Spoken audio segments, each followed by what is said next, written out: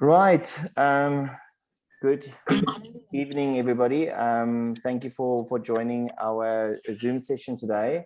We are just waiting for some people just to join us. We'll start shortly, and we are also recording the session so we can share it afterwards.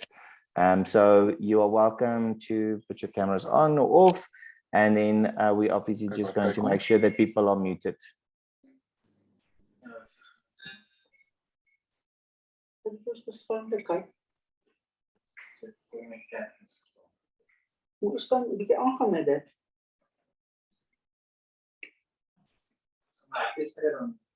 Ja.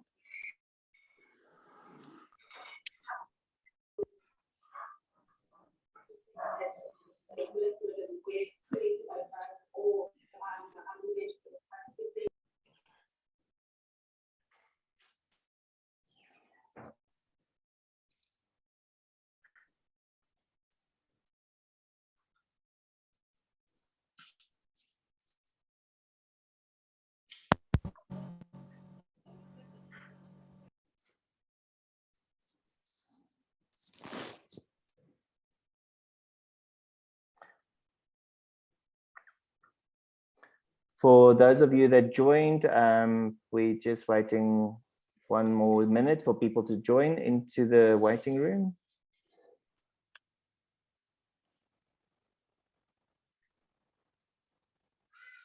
Okay, thank you guys. Good evening, everybody. My name is Nick. I'm the chairman of the Tshwane Tourism Association.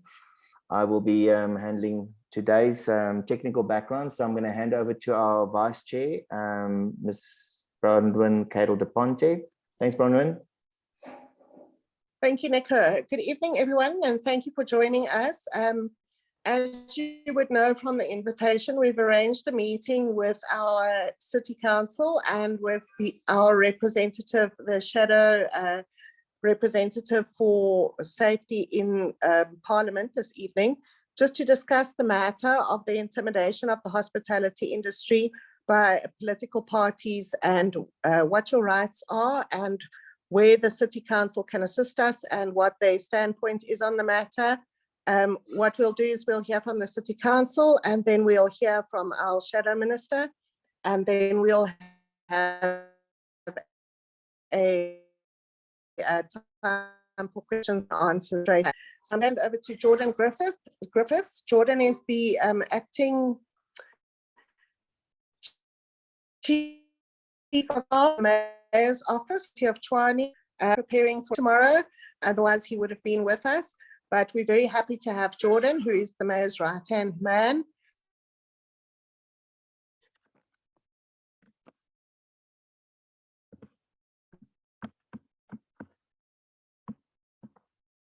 Thanks, Bronwyn. I just want to check if I'm audible. You are. It's actually, unfortunately, on Bronwyn's side. Jordan, you can go ahead. Okay, thanks, Nico. It did seem like her signal was dropping. You can perhaps unmute yourself. I think you did. Okay, no, thanks, fantastic. Good evening, everyone. Thank you for organizing this meeting, and thank you for having us. As Bronwyn indicated, my name is Jordan. I work in the City of Tshwane as the Chief of Staff in the Mayor's Office. Unfortunately, the Mayor couldn't be here tomorrow's council, and he's currently engaging with the Chief Whip and the Speaker in what's called their triangle meeting. So they're preparing for that. But he asked me to just represent the office and engage on the issues that have been raised by the sector pertaining to last week's sort of outrageous antics by the EFF. And I want to just make it sort of categorically clear that, I mean, from the City of Tshwane's side, we wholeheartedly support the rights of businesses in terms of ensuring that they are in no way intimidated in their daily operations, and by basically creating an environment where their staff feel safe and that is conducive for them to carry on with their daily operations. For those of you who didn't see the statement that we released last week, I mean, we, as a city and as the executive mayor, we came out very strongly against the actions being perpetrated by the EFF against a number of restaurateurs located in Menlyn. There were also events that took place, I believe, at the Cream restaurant in Midrand. But I think what is really disturbing is how these actions by the EFF are also blatantly unlawful. They have no rights in terms of coming into a business, demanding a meeting, number one, demanding any form of employment records.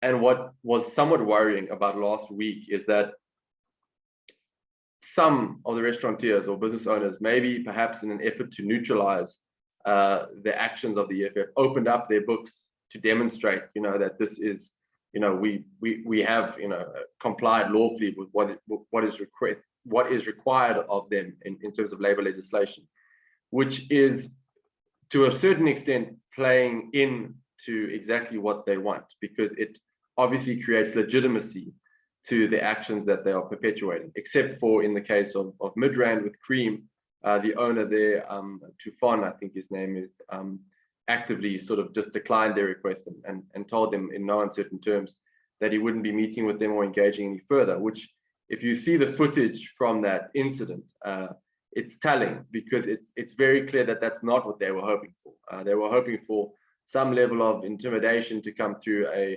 and an opportunity for them to sort of legitimize their presence and force themselves into a space where they can almost own this issue. We are obviously looking at a political issue which is broader than what exactly is happening now. Interestingly enough, the EFF has always been a political party that has been for Africa and has been pro-Africa, and very much advances or openly advances the rights of immigrants. It's becoming increasingly clear, perhaps, that this is not suited towards their political agenda anymore, as indicated by their actions last week. And what we are seeing is these sort of types of actions or rhetoric that are done under the guise of what is clearly xenophobia, by and large, and this notion that many of the economic problems in South Africa can be pinned on either immigrants or undocumented immigrants. And that's not to downplay that the country is dealing with issues pertaining to undocumented immigration, but more particularly, one most certainly cannot pin the high levels of unemployment that we suffer in South Africa on undocumented foreign nationals in no way or form.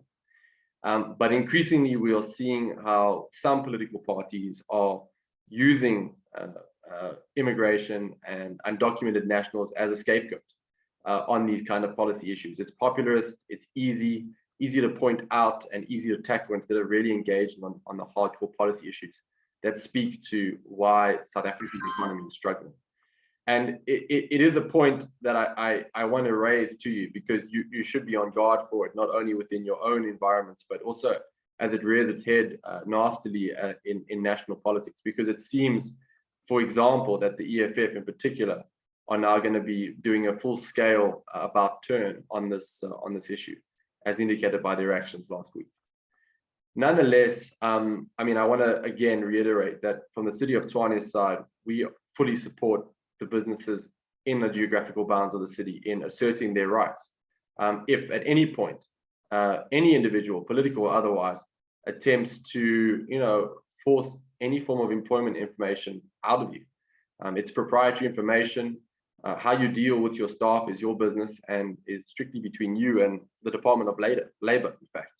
There are proper laws and regulations, which I'm sure Michael will speak to as well, which govern, how labor matters are dealt with in our industry, in our hospitality industry. And so we must guard against it. I think, unfortunately, the EFF were able to get a fair bit of coverage from the events last week, and I do not have any doubt that based on their actions, they will likely either identify other businesses in the hospitality industry that they think, or other businesses in different sectors where they believe that they have an opportunity to try and, force a discussion on an issue which really should not dominate our national politics. So from the city side, make no mistake that if we see any such actions that are occurring, we will condemn them outright. From a policing perspective, if there are any attempts of intimidation or any form of action which is effectively a crime, please contact me directly. I mean, we will most certainly support you in opening up criminal charges if it reaches that point at any time, because for us, this is a really important issue, and we must be able to demonstrate that that is the case. So, you know, that is clear from our side. You know, if there's a need for us to do any form of joint conference as well, happily, if these incidents occur again, open to that most certainly. If there's a need for us to meet at a police station and open criminal charges, that can also happen. The very same people who were intimidating business owners last week, Thursday, are going to be in our council chamber tomorrow. And no doubt that this issue will rear its head at some level in terms of discussion and debate, because as indicated, the executive mayor released a statement condemning the actions of the EFF. And they will most likely try and use that to score more points tomorrow. But we'll also be prepared for that. So again, my allegiance is pledged from the city side towards you and your businesses in terms of the rights that you have. And we are fully prepared to stand by the statements that we made last week when we condemn these actions and to support the industry going forward. So with that, I'm going to conclude and hand back to you, Bronwyn, to introduce the next speaker. Thank you so much, Jordan. That was very informative. And I must say, I think it makes us all feel a lot more secure knowing what the city's position is on this. I'd like to now introduce Michael Bagraim. He's the Member of Parliament and Shadow Minister of Labour. And Michael will be addressing us from Cape Town. And then after that, we will move to questions and answers.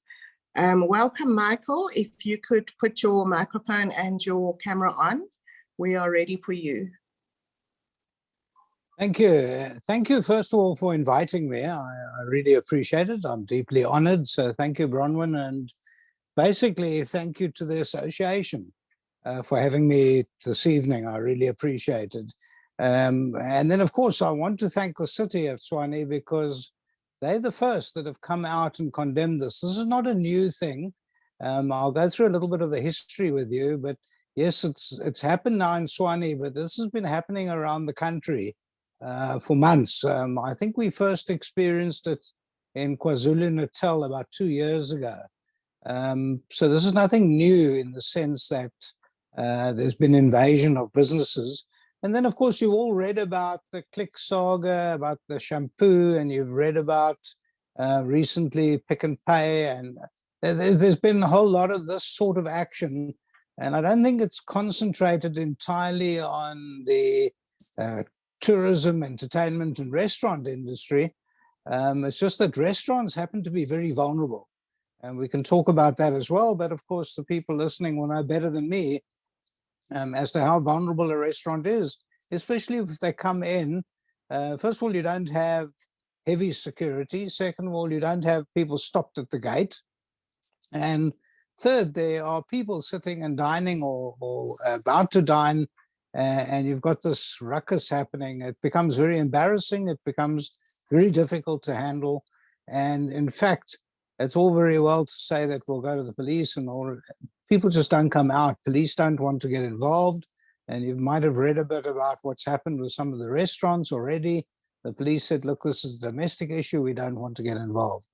So thank you for having me. I happen to be a labor lawyer. I've practiced for about 36 years. I know it looks, from my face, it looks like I've been practicing much longer than that, but I have been practicing labor law for 36 years.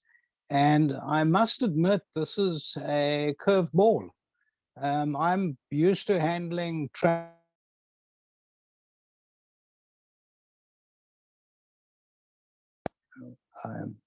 I've been muted, sorry.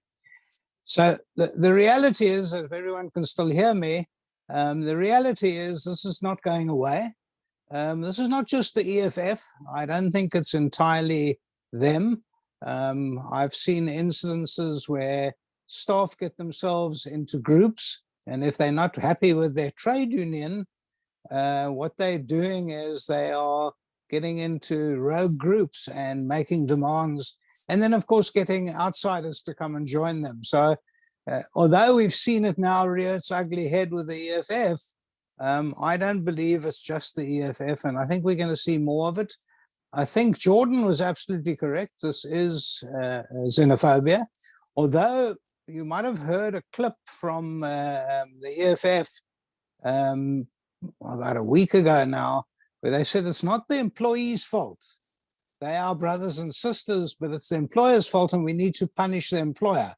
I don't know if you heard that clip, but of course it's a veiled threat to the employees. Like, if you don't move out the way, there's going to be a problem. Now, if you go back a little bit, just go back a little bit, and let's have a look at the history of what's going on here in South Africa, because you would see that over the last 10 years, every single quarter, the employment figures have dropped. So the unemployment is getting worse and worse. The unofficial figures now are about 50%.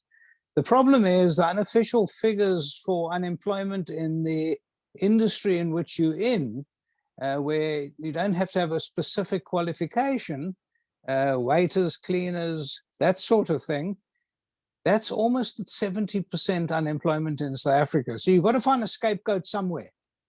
The scapegoat at the moment happens to be foreigners, foreign workers.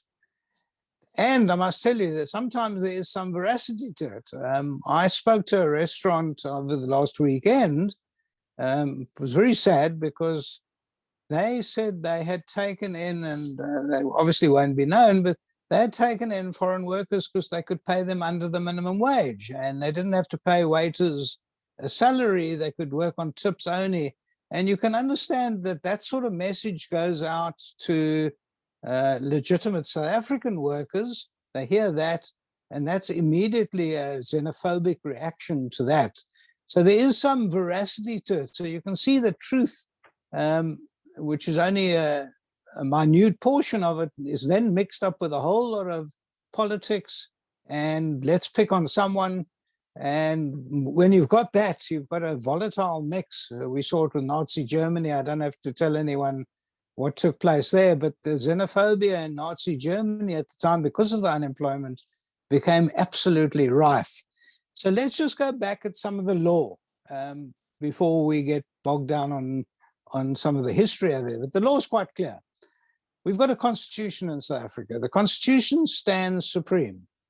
Yes, there are people proposing some amendments to the constitution. We've seen it with land, but we're seeing it even now from the Minister of Employment and Labour, where Thulas Nkezi is saying maybe we should have quotas of how many foreign workers. So you can hear even the government now starting to mouth what's going on. This is not EFF, this is the government, through the minister, is saying we should have quotas of foreign workers, which goes against the constitution altogether, because the constitution said that every employee has a fair right, a fair labor practice right. And the definition of fair and definition of employee goes together, and an applicant for a job in terms of our employment equity legislation has the rights of an employee. So you can see that you would then have the rights of an employee when you apply for a job. Now you can imagine someone saying to you, well, I'm sorry, you're from Malawi, I can't help you. And that person then would look at our constitution and say, but hold on a minute, I've got fair rights over here. Those rights aren't attributable to you. Obviously, if you've come into the country illegally, that has to be checked, and the onus lies on the employer. And also the right is only valid if you have some sort of work permit. In other words, you're allowed to work in South Africa.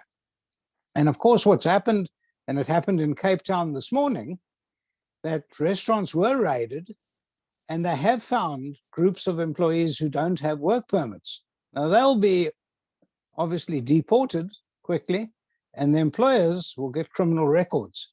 So we do need to watch this, because now it's being targeted. The issue, yes, was raised now recently by the EFF, but I think it's the thin edge of the wedge.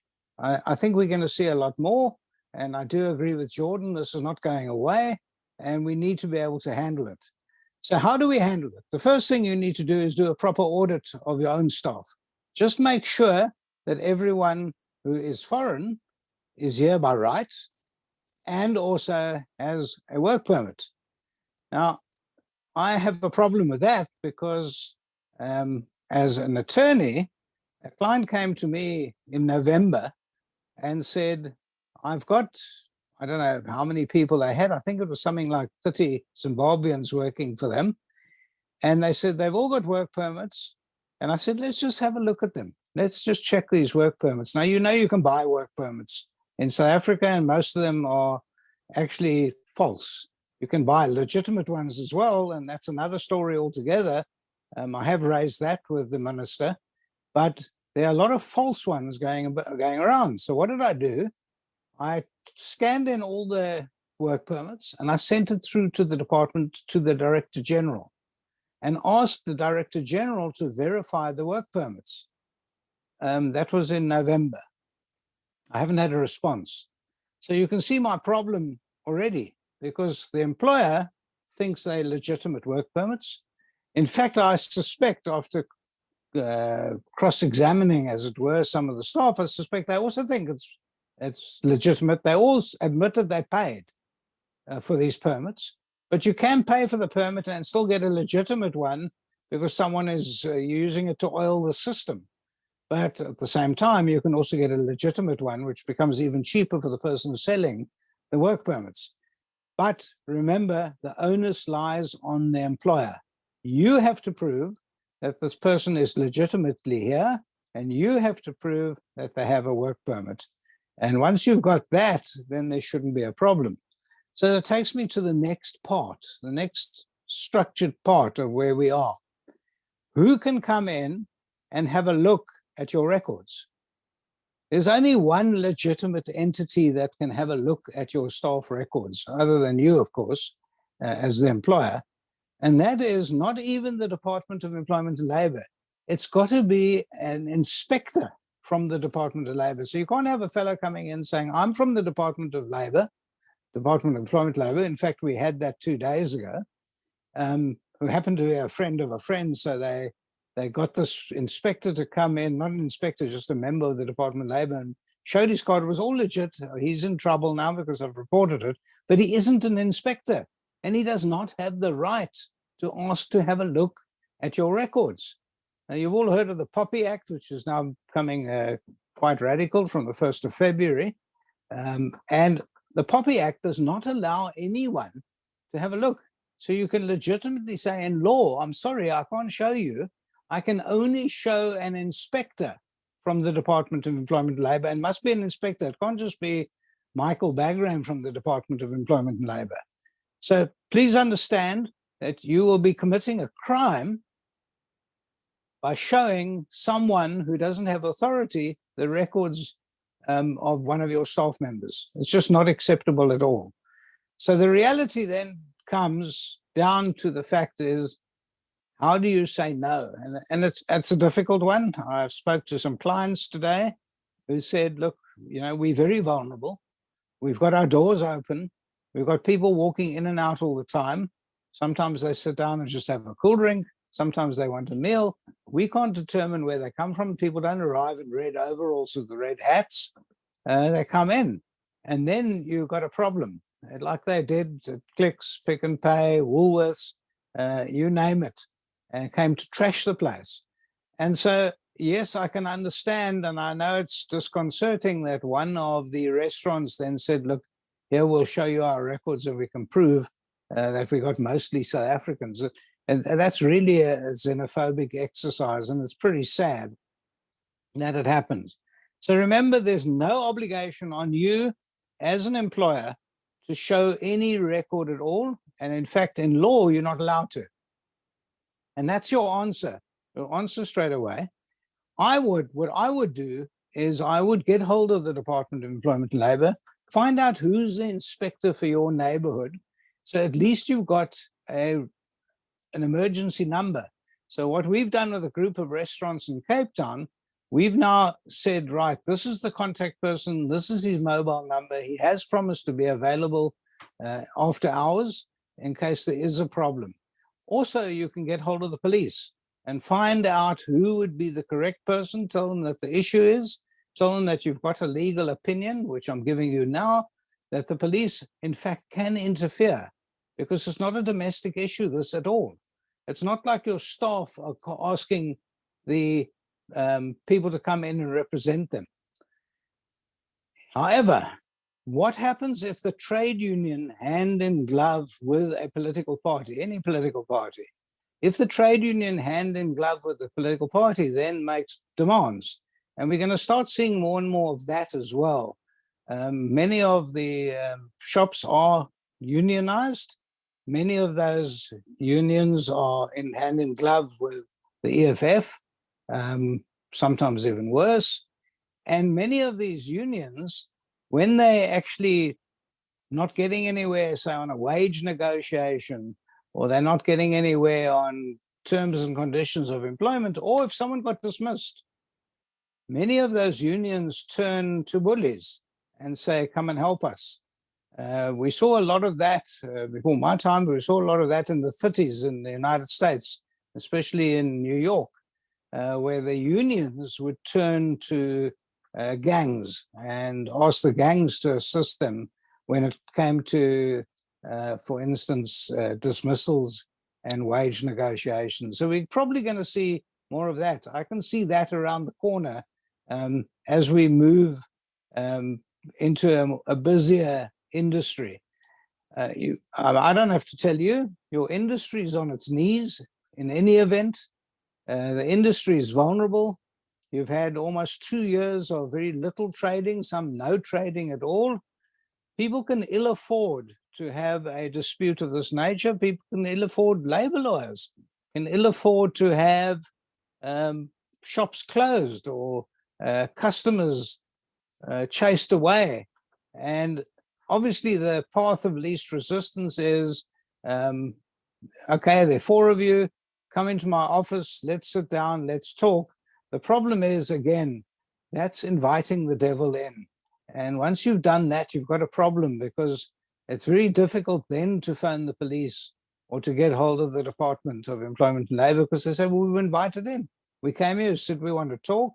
We're invited into the office and we're having a discussion, and now don't interfere in our private discussion, which is a real problem. And I don't think I would fall for that. I think I'd rather take the poison up front and make sure that to the best of my ability, I can keep people at the front door. I am suggesting, and I know it's an extra expense, but I am suggesting that you do have at least a security company. It would be good if you could have someone at the front door who could possibly help. Again, it's an unpleasant thought, but it might be useful, even if just for a month while we're going through this exercise. I think the City of Tshwane is going to have trouble in the chambers, in their council chambers, over the next few weeks. I think there's going to be problems in the provincial government as well. This is looming large. The whole system at the moment is a problem because of this 10 million unemployed South Africans. If you've got 10 million unemployed South Africans, and I don't know, let's call it 2 million foreigners here, you can imagine the issue. We don't think that the figures are large, but say foreigners are about maybe 4% of employment in this country. So it doesn't threaten local jobs at all. But of course, again, you've got the scapegoat and you've got the reason as to why it's happening. Now, we are meeting next week with the minister. I sit in the Portfolio Committee of Employment and Labour. We are sitting with the minister. The topic for that next meeting, and the minister is going to address us, and the Director General, is on job creation. But we want to look at carefully, and we've put in questions to this effect, as to why the minister is now pandering to the whims of the EFF by saying we need to look into how many foreigners are working at each workplace. But it goes even worse than that. And I'll tell you what's happened in this last week in Cape Town, and I think it's going to spread across the country as well, is that the department has now agreed to have a full-blown blitz of whatever inspectorate they have of the restaurant and entertainment and hotel industry. So I don't know where they got that tip from, why they're choosing this industry. Like I've just said, this industry is on its knees anyway. Why don't they look at, for instance, in Cape Town, at the clothing industry or the textile industry? which haven't had such a torrid time and also employ a lot of foreigners, but they seem to have picked on this particular industry. And we need to know why. We need to understand why the minister is looking at this. The minister happens to be a member of the Communist Party, and I'm not so sure that he is an ally of Cyril Ramaphosa. And so we've got this schism, as you might have read and heard. We've got the schism in Parliament, where it looks like the dispute in the Parliament within the governing party seems to be stretching a little bit into the economy. And the minute you've got something like this in the economy, you've got a real problem. And so I don't think this is going away. I think it's getting worse. I think at the end of the day, the EFF have scored a big one on this. It's become news everywhere. It's on every single TV station, every single radio station. There's seminars on it. They've really caused quite a lot of fun for themselves, and in fact, getting a lot of publicity on an issue that's a non-issue, an absolute non-issue, but it goes to the heart of the workforce. And so I'm asking people to be vigilant. I'm also asking people to get the number of your local police station and get a policeman who is fully aware what could happen. You do have sympathetic policemen. Get an inspector from the Department of Labor, Employment and Labor, who would be also sympathetic, and also have your lawyer on speed dial in case you need to get that interdict. You can. The Labor Court is fully aware of the situation. I've spoken to 3 judges now. They're fully aware of the situation. The CCMA as well is also fully aware, and they've condemned all of this. And then, of course, you've got a bargaining council up there. We don't have that in Cape Town in our industry, luckily. But you've got a bargaining council, and that bargaining council has to get off its butt and put out a few statements and also make sure that their inspectors are fully aware and will assist the industry. So I'm happy to answer any questions. I know that I'm not giving you a silver bullet. I don't have one, but I'm happy to answer any questions. Thank you very much, Michael. Much appreciated. If you do have any questions, could you please raise your hand, and Nico will unmute you so that you can ask Michael as our representative from Parliament, and Jordan as our representative from the City of Tshwane, any questions that you may have.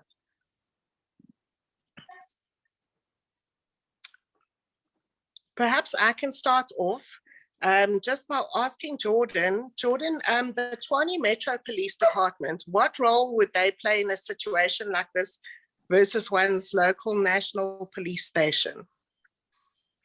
Thanks, Bronwyn. So, I mean, TMPD's mandate is strictly towards traffic policing and crime prevention and bylaw enforcement. So this doesn't strictly fall within their legislated powers, depending on what takes place. They obviously would generally support SAPs, but it really depends on the nature of what happens at an establishment. I mean, if there's active intimidation or assault or something along those lines, and a crime is committed, this is really important. If there is if at any point there is a suspicion that there could be a mass gathering or attempt to invade a space, that most certainly is something that TMPD would respond to as well, as they have done in the past, because then that falls within sort of public order policing. And so they would engage on something along those lines. So I think, for instance, in Midrand, what happened last week, it was surprising that there wasn't more of an active police presence there, because there was quite a substantive delegation of people that were trying to get into Cream. But in Pretoria, in Menland, there was sort of 3 EFF leaders with a sort of cell phone attempting to just try and make a name for themselves, unfortunately. But most certainly, I mean, there is a role to play for them, depending on what exactly occurs. But if 2 political party leaders rock up outside the premises and demand to see any form of proprietary information, as I indicated earlier, you're well within your rights to tell them to leave. And if they attempt in any way to force an outcome, you're well within your rights to open up a criminal case. Thanks, Randall. So Thank you Bronwyn, very we've got much. Arcadia City Improvement District. Maybe if we can ask them to put their camera on and I'll ask them to unmute themselves. Thank you. Hello, Nico. Hello, guys. Unfortunately, my makeup looks too terrible. I can't be seen by Jordan with my eyeliner running like this. So I'm gonna stay unmuted if that's okay, Nico. Of course. For those of you who don't know me, my name is Catherine Keyworth. I'm the manager of the Arcadia City Improvement District. We have many hotels in our area and who are participating. Just to get a little bit of background into the situation in 2017. You see, Nico, your picture's too nice. I can't be on the same call as you. In 2017, towards the end of the year, we actually had an unfortunate incident in which about 100 a xenophobic group known as the Mamelodi Concerned Citizens Association, as well as the Tshwane Barakisi Forum, which is a informal traders group. They colluded together and formed about a group of 100 people that went from hotel to hotel in the area. And that was at the end of 2017. So there is that element, as you gentlemen were speaking about, specifically Michael, about roping in other stakeholders. And you know, one of the things that also happened is in one of the hotels on that particular day that the hotels were invaded. I think it was 4 or 5 or 6, Nico, if I remember correctly. Yeah, correct. Not to name names, but the staff actually tipped off the guys that non-South African nationals were being interviewed in a particular hotel. Even though the people had legitimate work permits and that sort of stuff. So I think that is something that needs to be kept in mind. The second thing that I would also suggest, particularly for the hotels, is to have a contingency plan for if your front door, because they will come in through the front door. One of our hotels was very clever. They had a large tour group and they managed to move the tour group out through the back to avoid any publicity or safety issues, you know, so that they could handle the matter with dignity. And the third thing is I think we must remember is that there are many, you might have 3 or 4 or 5 security guards on the premises. And if a group of 100 people come, it is a concern. Jordan, we notified POPs and POPs only responded more than an hour later. So perhaps we can just ask POPs to be, yes, I know where they're based geographically. If we could maybe just ask them to be a little bit more available in terms of that reaction time, because a lot can happen in 45 minutes. Thank you.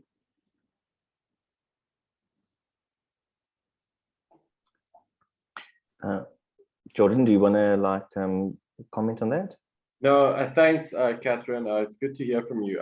No, I mean, you know, we are also trying to increase our visible policing in the inner city in particular, in terms of TMPD, and put more emphasis on more active visible policing around the inner city. So most certainly, I mean, generally with these kind of incidents, we rely heavily on intelligence on the ground in order to deploy. You know, we spend much of our time, particularly around the inner city, approving permissions for marches or engagements that are coming to Tshwane House, or between buildings or whatever. So this function of public order policing, it sits within TMPD, but POP, for the actual public order policing unit, sits with SAPS as well.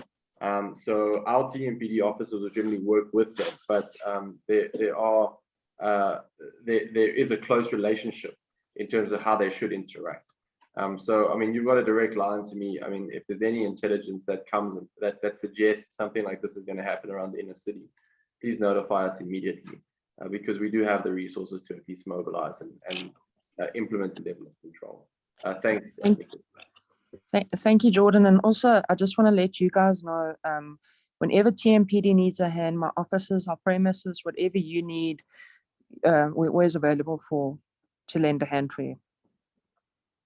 I think just a comment from my side, if you don't mind, and that is to make sure that your front staff are fully aware and fully trained and have the numbers available. I spoke to a restaurant yesterday, and the 2 ladies at the front, at the reception area of the restaurant, have just got the shock of their lives. They both had to get treatment for this, and it wasn't an invasion. It was just people arriving and saying that we need to speak to the management now, we're going to close your doors. And they both just completely panicked. So people need to be at least aware and tell people that this is going to happen, and give them the panic button at the front. It costs next to nothing for that. And then also tell them that these things do happen, it's not their fault, and that, you know, we can get help very quickly. It's just an idea, because we had two ladies that were completely traumatized. Shame, awful. Thanks, Michael. Thanks, Jordan. So Bronwyn, Christian, he's our chapter head for the restaurant chapter for Tshwane Tourism Association. Unfortunately, because he's a co-host, he can't raise his hand, so he just wanted to also please come in here. Hi, good evening, everyone. Jordan, just I think what a lot of things that Michael raised, I think we all know where we live and all the consequences, and I don't think Michael really told us much that we don't know, and that's fine. But I think part of what we're trying to understand and what we're trying to work towards is, how do we start making it better? You know, so you guys have now taken over the city officially again. You've got your full 5-year term, and we all know that things don't happen overnight. We understand the problem that we have. I think we're all kind of realistic, but I think one of the big goals of the Tshwane Tourism Association, and that we've been working towards, is basically how do we team up with the city? Because at the end of the day, the industry is or can be part of the solution, and in terms of how we communicate, how we let each other know what's going on, how that everybody knows that when there's an issue, where do we call, how do we go? Like Michael said earlier, you can call the police. They're more scared than we are in most cases, so they either don't come or they delay on purpose. So and I think what we're looking for as an industry is, we're looking for the city.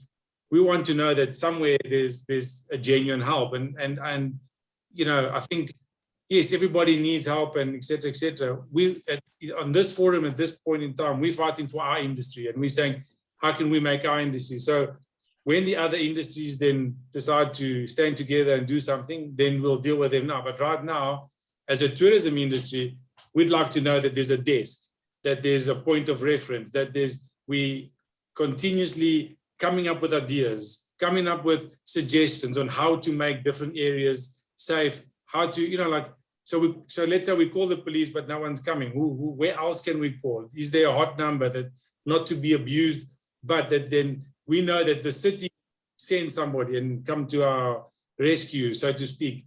That's on the one side, and then obviously on the other side of as Michael said, you know, you get all these papers. As it is, we've got enough admin to do. We don't get admin. Now we've got to verify whether the paperwork is real. I mean, nobody's got those qualifications, nor the systems. And even if you send it to someone, you don't get it. So there's so many more problems to this issue, and dumping it all onto the restaurant's responsibility, that we need to do this and we need to do that. I think that's where it becomes quite unfair. So if the city really wants to sort that issue out, then the city needs to create a platform where, okay, guys, when you get asylums, send them to this, and within 24 hours, we'll give you a yes or a no. But, you know, at the end of the day, putting all the responsibility on the shop owner is where it starts becoming unfair and unrealistic, rather. And this is where we're saying, okay, how can the city help? And how can we together with the city come up with plans to start solving these? Because, I mean, on this platform, you know, we don't have the time, but we really want as a TTA is to get time with city where we have regular engagements and we can discuss ideas and come together in order to find solutions. Just before, if I may, and I know Jordan's going to answer that because it's not pointed at me, but you've got a bargaining council and they get paid very handsomely, and they have inspectors and they have access to courts and to lawyers and whatever. I think they should be actually doing a lot more than the city. I'm not so sure it's the city's the city has a responsibility, in my mind, to try and have a safe environment, and you're right. But that bargaining council should go out there and say, we've got an industry under threat. This is what's happening. Get a court order now, an overall overarching court order. Nothing stopping them. They represent all the restaurants in the city. They are paid for this, and they have access to lawyers and to the courts. Shouldn't you be looking there as well? Just a short one, Christian. Just we maybe gave up on that long ago. I don't think they're quite as effective as you're making them out to be. I think we can't re-explore that, but I mean, in theory, there might be all of that, but in reality, they're none of that. So yes, if that's then something that we need to re-explore, then we'll do that. But I think at the end of the day, it starts from the top, and the top would be the city. So if anything, it's for the city to put pressure on the bargaining council to make sure they do their job. You can't fight with the in-between. You've got to start from the top. The top is the city. The DA is now in charge of the city. There's nowhere else for us to look but at the top. And again, we're realistic. We're practical people. We're running shops and working 18 hours a day. We're practical people. So most of us know that they're not going to flick their fingers and it's going to happen. But we also know that if they put energy into engaging with us on a regular basis, our industry is a very, very creative industry. We can come up with lots of solutions. The point is we need a platform to talk to and engage. And then we need Big Brother, the city, to find how they can use their legislation in the best possible way to help us. Yeah, no, I mean, thanks, Christian. I think, one thing I want to point out, so Catherine from the Arcadius is a good example of obviously an institution that has been established that works formally with the city in terms of engaging on issues that are of mutual interest to both parties. And one of the things that I worked on over the last few years, internal municipal service district bylaw, which facilitates the establishment of city improvement districts. So where there are groupings of restaurants or particular areas that want to form what we call a sort of improvement district, that helps in terms of formalizing a relationship with the city on a variety of issues, which is great. Like I know there's discussions with some of within the Menlyn node and even within the Hazelwood village. I know there's discussions among some of the owners there, possible engagements with this. City property in the inner city is also engaging us on establishing an internal municipal service district. So there's these kind of platforms which work towards having a more established relationship with the city, and they work really well because they speak to issues of safety, but also just in terms of entrenching geographical nodes where there is an economic hub that the city is engaging with. I think the points you're raising about policy and legislation are really important. The legislation that pertains to your space, the hospitality space, the labor legislation, the city does not have control over. We don't influence it all. But what we can do, and I mean, this is quite easy, is if we are engaging, we can obviously also act as a lobbying agent to national government and through our parliamentarians. We can adopt positions in the city that are on national policy and argue as such. And I'm always happy to do that. I've done it before with other industries and sectors, where as the city, we've written letters, we provided input on legislation, and we've actively tried to channel inputs towards national departments. Within our legislative space, there is nothing legislatively that we can pass from a bylaw perspective that can help you in your space. We don't have the powers that dictate aspects of your businesses, aside from the sort of routine, sort of general compliance, occupational certificates, health certificates, that kind of stuff where you're getting established. And so those avenues are always open to engage on if there's room for improvement in terms of how that space is legislated. But I think, on this particular issue, which is something that pertains to, labor legislation, but employee records, assessing asylum records, the verification of documents, of employment documents that as owners you may have to work with, the admin that surrounds it. it simply is not within our function or powers to be able to actually take that function forward, right? But it is within our role to be able to act as a lobbying agent. If we have a forum which is saying to us, listen, as an industry, this legislation is particularly problematic. Can you engage formally on behalf of the industry with the minister? Can you lobby the parliamentary committee? Can we lobby our MP, Michael, to table particular legislation or amendments to legislation and champion that? And I mean, those are really cool positions that I'd like to take. So, I mean, the policy is kind of the space that I spend a lot of my time in, and not just local government, but national policy as well. So those doors are always open. And I mean, I always try and guard against talk shop sessions. So for me, it's a question of saying, like, is there a position paper? Do you have a particular need? Can we assess what it is you need as a city? Can we provide it, or can we channel it elsewhere and put the pressure on and try and get at least a formal response from a minister or full national government in to engage on these issues? Can we facilitate even, you know, a lobbying process? And there's a lot of power that sits, particularly with being the capital city and just articulating these kind of positions. I mean, as Michael indicated, you know, we issued a statement out last week, which was pretty much one of the only public statements that was issued just on this violence. And that at least creates a level of a different side to the story, which is important, and at least generates a level of allegiance towards the industry. But yeah, I mean, the points you raised, I'm happy to take them forward. I mean, we have an economic development department, we have a tourism department. I mean, their primary responsibility is trying to ensure and support the development of economic growth in the city. Their budgets are small, and their role of responsibility can be limited based on their size.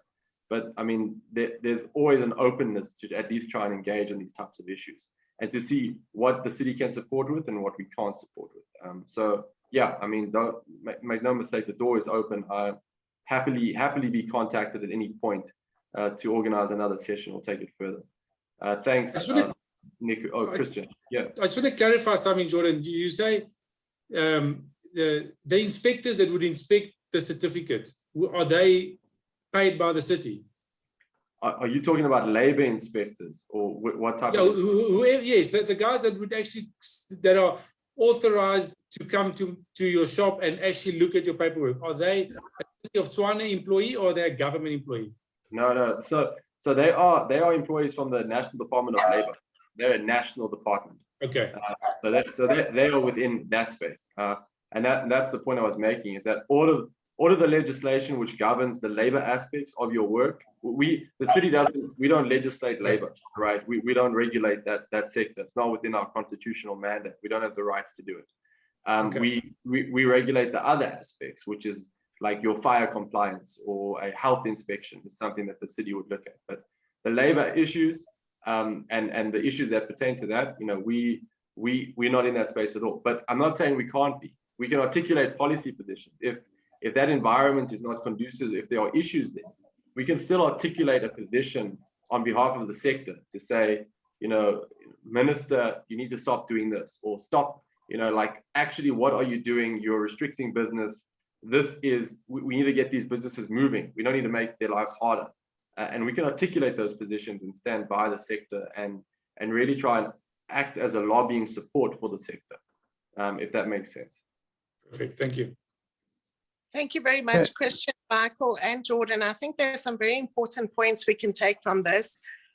Number one, I think we need to engage as the TTA, our local Department of Labour office here in Tshwane, and we need to actually engage them very quickly and intensively on this subject. Number two, we need to work with the Department of Economic Development and then escalate those matters to the leadership of the city as well, to take forward and to see how we can actually improve this situation, and how we can work together to make sure that these types of things are not an issue, and that we all do know exactly what to do, how to do it, and who to call on when we are not sure.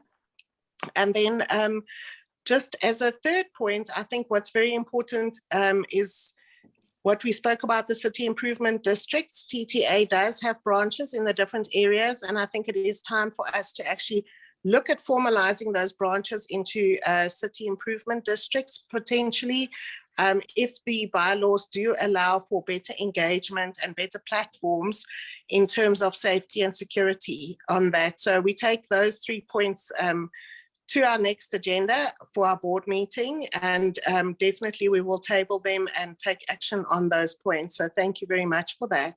Yeah, Are there any Bronwyn, more also, I think, Jordan, just something that we really, really would like to engage in is the bylaws. We've actually been getting to a point where we couldn't get any further. We've been sent from pillar to post. Bronwyn and I have been downloading the bylaws from the website, and it's not something that the city can be proud of, to be honest. So we would like to really get to a point where it's super simple for any type of hospitality business to know exactly what is required. Because as a restaurant, as a hotel, all of a sudden you've got an inspector like pitching up, and now you need this permit. I mean, it's ridiculous. We cannot be doing business like this. And I think it seems like, I mean, we don't know each other that well, but it seems like that's something that you're passionate about it as well. And we've been trying to fix this, because at the end of the day, it's the whole stick approach. We can't get somebody to come with a stick. Give us the processes, give us the outline of all the permits that we have, and give us the channels that we can use. Don't come with a stick and tell us you don't have this, you don't have it. It doesn't work. And I think as a capital city, we need to start getting our act together in terms of putting our hospitality businesses in a position where they know what is expected of them, and there's channels to follow. They pay their permit, they get it. It's like a hop, skip, and a jump to get you something, and I think it's unacceptable. Okay, can I have just 1 second to talk as well? Of course. And Christian, thank you for raising that, because Jordan's absolutely correct. You know, I'm sitting in the National Parliament, and my mandate is the labour laws and the inspectorate, and I have a direct line with the minister. So yes, I think it's worthwhile talking to the city and outlining what the problems are, and then pushing us to try and do whatever has to be done. We're there, we have to do it. We're answerable. So let's make that work. Let's leave that open.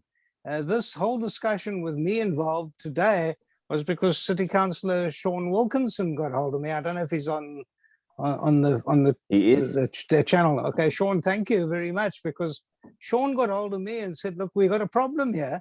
We've got to sort this out. And I've said, look, this problem seems to be countrywide. So yes, and then well done to the City of Tshwane for actually putting out a statement. This is the first. This has been an issue that's been going on for 2 or 3 years now, but it's the first city that's actually formalized this and said, this is not good. This is not going to happen anymore. We must put an end to it. So I think you guys are at the center of a solution. Let's use the national government at the same time. So yeah, thank you to Sean as well for shouting at me and saying we've got to do something. So yeah, thanks. Yeah. You're very right, Michael, and thank you for reminding us it was Sean that initially initiated this meeting, and we're very appreciative for that. I think what you say is 100% right. There are channels that we can work through our City Council now to Parliament, and we're very excited about the new leadership in the city. And I say new leadership because even though it has been there for 5 years, this is the second term. The previous term was very interrupted, and we can almost write it off in terms of any kind of progress for our industry specifically, although there was a lot of progress in other areas. So we do see this as a new beginning, and we are going to be taking full advantage of the opportunities that are presented by our new city governance and leadership through yourselves to Parliament as well. Yeah, Jordan, Jordan, do you want to add to in terms of the bylaws and stuff that we've discussed? Yeah, no, I think, thanks, Niku. So yeah, I mean, I agree with you on the website. It's a mess. We actually are revising it. In fact, we've got today I was sitting in a session where we're looking at, well, not looking at, we've already finalized our new website look and feel. And part of that is also then updating all of the documents that we need to get on there. so that they're a bit Channels. easier to access. Yeah. But I mean, we will, because we are a new term, we also now embark on a process of reviewing all bylaws, and those instructions have gone out. But I mean, I am the disjointedness in terms of who regulates what. Different departments have different bylaws. Like there's business licenses, there's the health inspectorate, all of which are somewhat problematic. So if you have, again, a position paper on what particularly your issues are in terms of compliance matters that are problematic, don't make sense, they create confusion, please send that stuff to me, because I have oversight on that bylaw review process in terms of how it must occur. It's supposed to go through public participation. So gradually over the course of the next year, departments will begin the process whereby they are saying, this is up for review. Do you have input? Do you have comments? What are your views? So I most certainly are open to rewriting a lot of some legislation. Yeah, stunning. Thanks, Jordan, because it's not rewriting, it's just writing. A lot of the stuff is not in place. There's so many gray areas, and I think, you know, from the Tshwane Tourism Association's point of view, is that we are there to assist tourism businesses. We cannot assist them if you don't have it.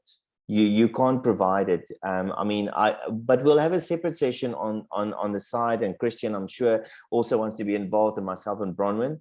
And just to show you what we see, and then let's simplify it. It cannot be that complicated. We cannot have a city where it's complicated to do business. It shouldn't be like that.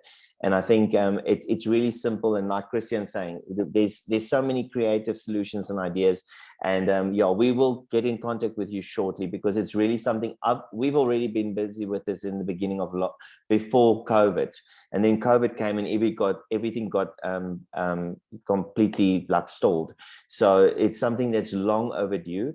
And we could really add value and work with you guys with regards to this. That sounds great. Yeah, Nick. I mean, that really is 100% fine.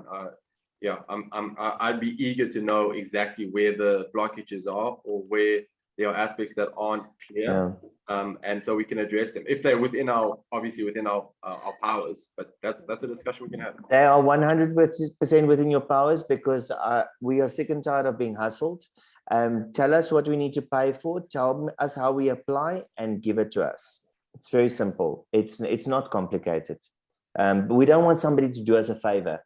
At the end of the day, it feels like everybody's like, you have to be connected to get certain things. And I think we beyond that. I mean, if anything that COVID taught us is like, it's not acceptable. How much do you really need? And we don't need that in our lives. We need to recover, and we need to make sure that the industry gets back on its feet. This is unacceptable. And if we have to root out the problems, this is being done by digital technology that is pretty straightforward. I mean, if you want to apply for a company registration, it takes you a day. It takes you a day to get a company registration, to get your core 15.1 documents, your 9.3. I mean, it's just, come on. It's like, I think we should set the bar. And I think from a city point of view, that's where we need to spend the money. You mentioned that economic development doesn't have a big budget. We also need to talk about that, and also the function of that, because at the end of the day, economic development, you need funds, especially for the hospitality industry. And that's what we've been busy with. But the bylaws and how to comply, because let me tell you what, everybody, all our hospitality products and our members want to comply. It's impossible. You guys are keeping them up with nonsense. They want to trade, they want to do business. Let us pay, give us our permit, let's move on. And that's something that I am really passionate about, that I want us to sort out. And I would really like us to take up this conversation soon. Christian? Yeah, Jordan, I just want to make a closing from my side to simplify the whole thing. And often you hear politicians and you know, people say there's the lack of accountability, and then everybody that then wants to do the right thing, and the DA has often said, hold us accountable.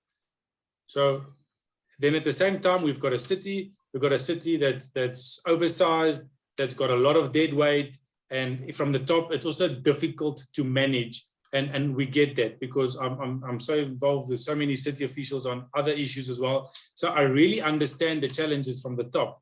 And I think the message that I want to put across is, if you take your tourism department of Tshwane, and you put them and you force them to talk to an association like us, TTA, which represents so many different facets, by default, we hold them accountable. Not because we're going to tell them what to do, but because by working together, we create the accountability that you guys struggle to filter down because you've got so many things and you don't know what to do first.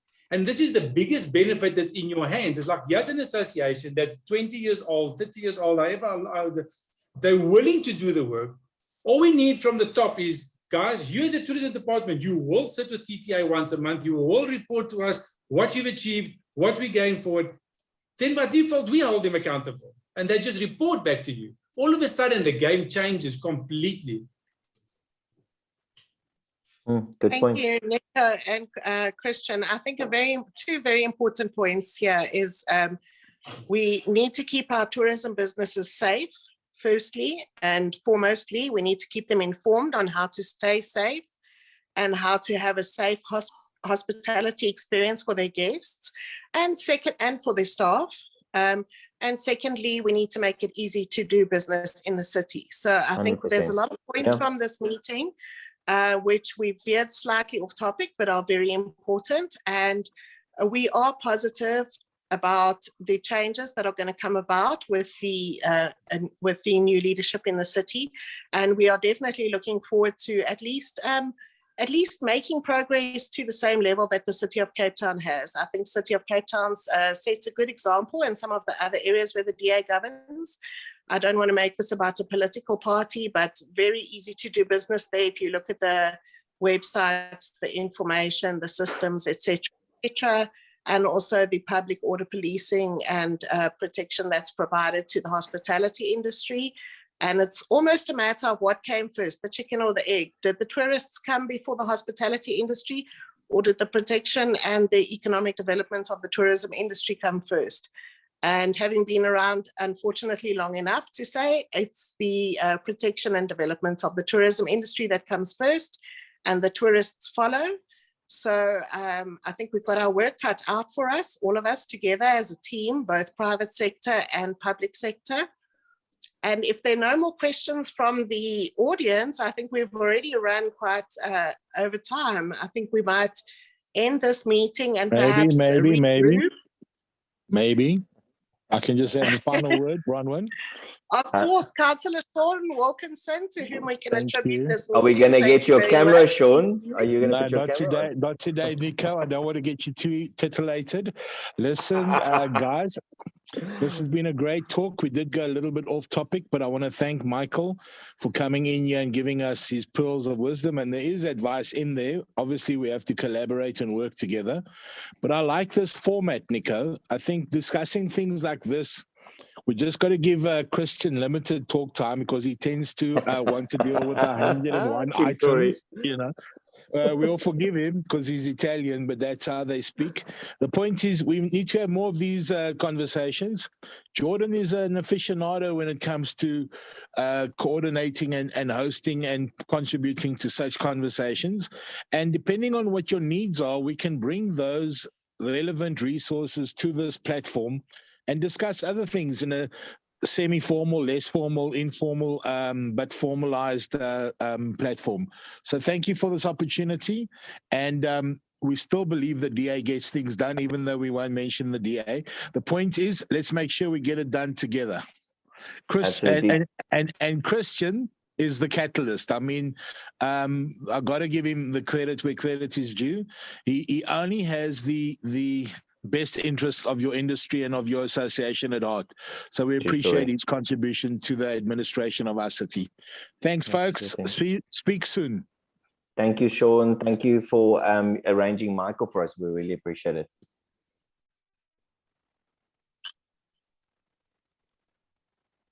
Thank you very much, Nico, for assisting us to put this together as well. To Michael and to Jordan, we really, really appreciate the time. What we will do is we will get back in touch as soon as possible in order to just tie up the loose ends and move forward on the initiatives that we've discussed. Thank you very much, everyone, for participating. Bronwyn, just hold on. We have one more hand that's raised from Vincent, please. Okay, sorry. I didn't see that. Please go ahead. You on mute, Vincent. Sorry about that. Good evening. My name is Vincent. I'm representing the Capital Hotel School as Randall is at a function this evening. I just have a quick question. I suspect Michael might be the right person to give me an answer. After the whole fiasco that happened last week in Menlyn Mall, we got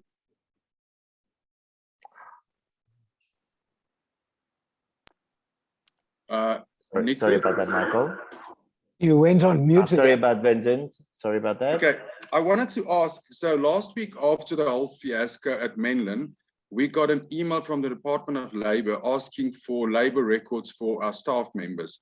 I want to know, is this a legal route to follow? Are they allowed to do it via email, or does an inspector need to actually visit your site? Then secondly, if they do visit your site, do they have some form of identification, like an ID card, to prove that they are in actual fact a labour inspector?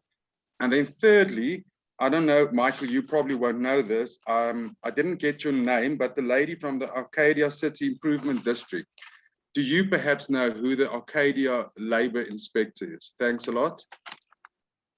Yeah, just to answer you quickly, the bottom line is I wouldn't go do it because of the POPIA.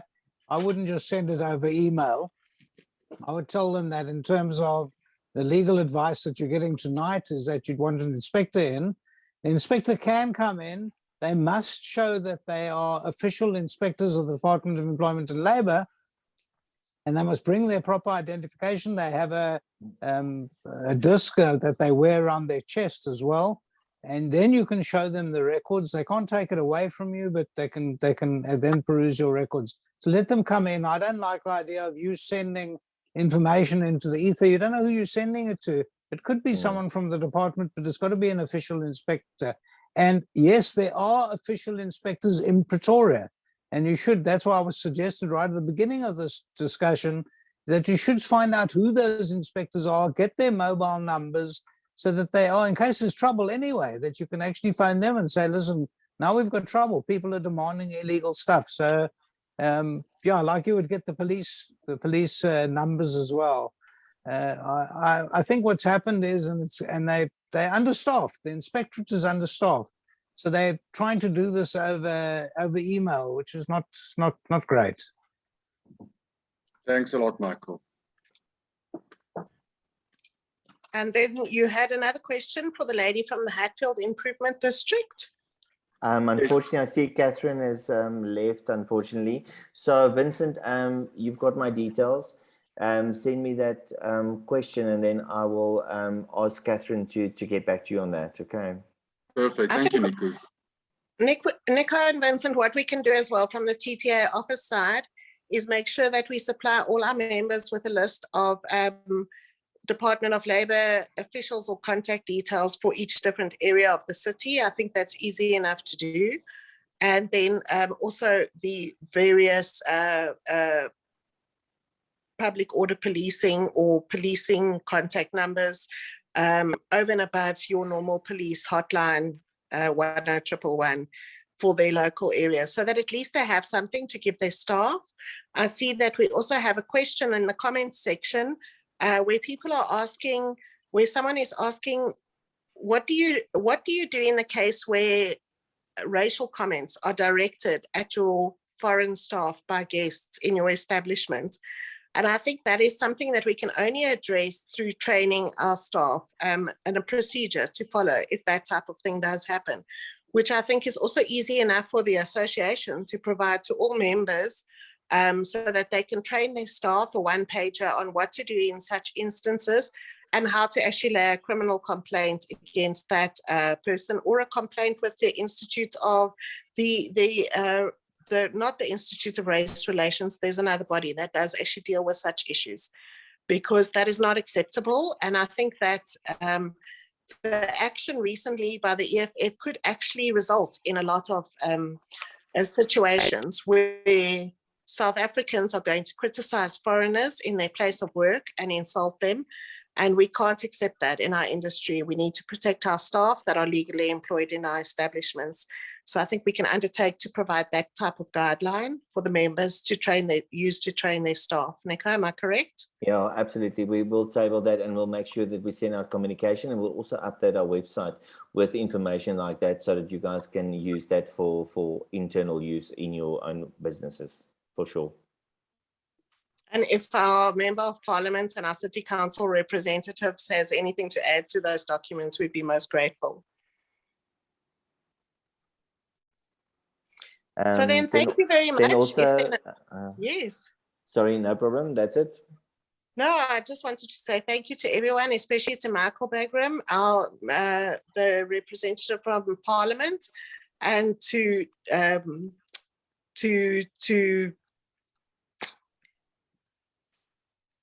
representative from the City of Tshwane. Thank you to Nico for running this today for us. Thank you also to Sean for organizing it, and for Christian for initiating it. And thank you to the members that did attend. And please do email or message us any further questions or items that you might need help on. We are here to help you with those matters, and we look forward to doing that. And Bronwyn, I see that Jordan has said here the industry can make a formal submission to SA Human Rights Council. Thanks, Yeah, Jordan. that's the one, yes, SA Human Rights Council. Thank you, Jordan. And thank you, Jordan, for being here. Good luck with the council meeting tomorrow. We're all hoping that we can move forward to increase employment and the ease of business going forward in the city from tomorrow onwards, if not from yesterday. Amen. Thanks, guys. Thanks for having me. Thank you. Thank you. Thanks, everybody. Okay. Thank you so much. Okay. Bye-bye. Bye-bye.